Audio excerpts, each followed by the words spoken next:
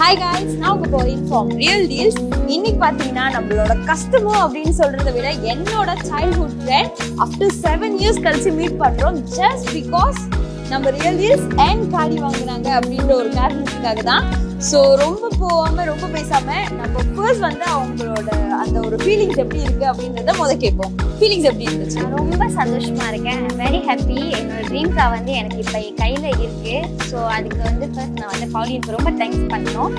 And இந்த real deals மூலிமா எனக்கு வந்து காடி கிடச்சி அண்ட் நான் வந்து நிறைய லோன் எல்லாம் ட்ரை பண்ணி இப்போ எனக்கு காடி கிடச்சிருக்கு.